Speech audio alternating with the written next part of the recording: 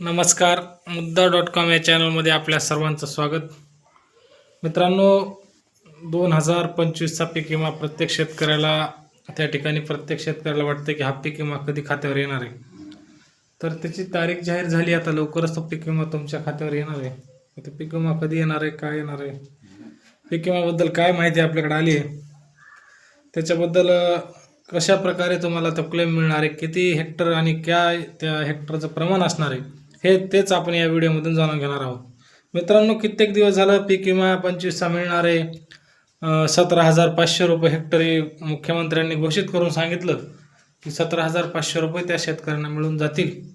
अशा प्रकारचं सांगितल्यावर प्रत्येक शेतकरी वाट बघत आहे. प्रत्येकाला वाटत आहे की आता तो पीक विमा लवकरच खात्यावर येणार. पण ते किती येणार, कोणत्या जिल्ह्याला काय येणार, हेच आपण या व्हिडिओमधून जाणून घेणार आहोत. तुम्ही जर माझ्या चॅनलवर नवीन असताल तर सबस्क्राईब करून घ्या आणि आपल्या चॅनलला सबस्क्राईब करून त्या ठिकाणी शेतकऱ्याच्या पोराला सहकार्य करा. चला तर मित्रांनो, आपल्या विषयाकडे वळूया. नुकसानीचे संरक्षण पूर्ण झाल्यावर साधारण 30 ते 45 दिवसात बँक खात्यात हे पीक विमा पहिला जमा व्हायचा. परंतु आता हे नुकसानीचे पंचनामे त्या ठिकाणी आता अधिकृत वैयक्तिकरित्या झालेले नाहीत.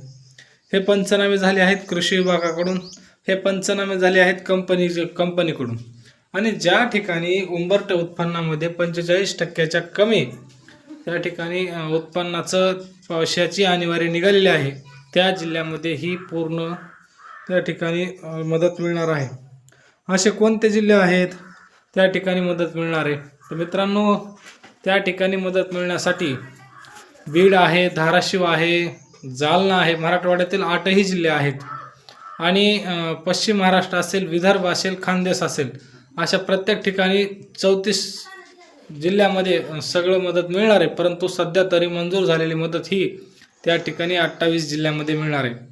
सोलापूर, कोल्हापूर, धाराशिव, बीड, उस्मानाबाद त्या ठिकाणी धाराशिवला आपण आता उस्मानाबाद म्हणायचं कारण नाही, कारण त्या ठिकाणी आपलं धाराशिव हे नाव त्या ठिकाणी पडलेलं आहे. छत्रपती संभाजीनगर हा जिल्हा देखील त्याच्यामध्ये आहे. आणि लवकरच हा पीक विमा प्रत्येकाच्या खात्यावर येणार आहे. कारण 50%पेक्षा ज्या कमी अनिवार्य निघालेले ही तालुके जिल्हे आहेत. मग आता तुम्ही म्हणताल की मला पीक विमा किती मिळेल? त्या देवेंद्र फडणवीस यांनी सांगितल्याप्रमाणे त्या ठिकाणी पीक विमा तर प्रत्येकाला मिळणारच आहे.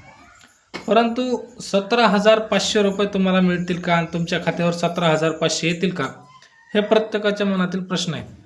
त्याच्यामध्ये 17,500 रुपये कुणाच्याच खात्यावर येणार नाहीत अशा प्रकारची परिस्थिती दिसत आहे. कारण 45 पैशाच्या कमी आणेवारी, 50 पैशाच्या कमी आणेवारी ज्या शेतकऱ्याची लागलेली आहे त्या शेतकऱ्यांना ते पीक विमा मिळणार आहे.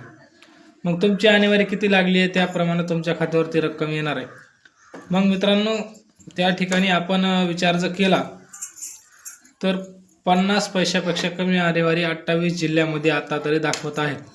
त्याच्यामुळे हे 28 जिल्हे नक्कीच पात्र होणार आहेत. बीड आहे, धाराशिव आहे, लातूर आहे, नांदेड म्हणजे संभाजीनगर विभागातील 8ही जिल्हे त्या ठिकाणी पात्र आहेत. सोलापूर, कोल्हापूर, सांगली, जालना हे सगळे जिल्हे पण पात्र आहेत. नगर पण आहे.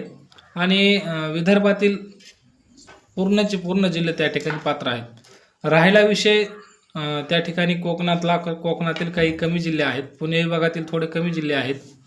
आणि ह्याचा जर विचार केला तर ही रक्कम तुमच्या खात्यामध्ये लवकर येणार आहे. मग ही रक्कम तुम्ही कशी बघायची, तुमच्या खात्यावर ही रक्कम किती येणार आहे तेच आपण आता व्हिडिओ पूर्ण पहा, स्किप करू नका. त्याच्यानंतर तुम्हाला लक्षात येईल की तुमच्या खात्यावर रक्कम किती येणार. तर मित्रांनो, तुम्हाला जर तुमची रक्कम पाहायची असेल तर त्या ठिकाणी PMFGY ह्या पोर्टलला भेट द्या आणि तुमच्या रकमेची खात्री करून घ्या.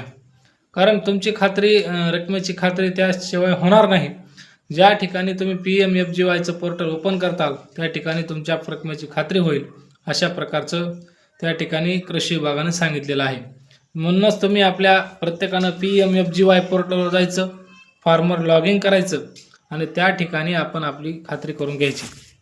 अशा प्रकारचं कृषी विभागानं त्या ठिकाणी सांगितलेलं आहे. मित्रांनो, मग आता प्रत्येकजण म्हणाल किंवा आम्हाला ते माहिती नाही, तर आपण तुम्हाला करून दाखवणार आहे. तुम्ही लाईव्ह दृश्य बघू शकता. मी आता PMFGY वर चाललेलो आहे. त्या ठिकाणी PMFGY प्रधानमंत्री फसल ग्रामीण योजना त्या ठिकाणचं हे पोर्टल आहे, त्याच्यावर आपण जायचं गुगलवर, ते सर्च केल्यानंतर फार्मर लॉगिंगमध्ये जायचं आणि त्याच्यानंतर तुमचा मोबाईल नंबर टाका म्हणते. मोबाईल नंबर जो लिंक तुम्ही केलेला आहे त्या पॉलिसीला तो नंबर टाकायचा आणि तुमची पॉलिसी किती तुम्हाला 2025चा खरीपाचा पीक विमा मिळणार आहे ते तुम्हाला त्या ठिकाणी दाखवलं जाईल. मग आता ह्याच्यामध्ये काय होतं आहे, काही लोकांचं अपडेट झालेलं नसल्यामुळं त्या ठिकाणी काही लोकांना दिसत नाही आणि काही लोकांना ते अपडेट झालं आहे त्याच्यामुळे त्यांची रक्कम दिसत आहे आणि ज्यांची रक्कम आता दिसायला सुरुवात झाली आहे त्यांना ती रक्कम लवकरात लवकर त्यांच्या खात्यावर सुद्धा येणार आहे.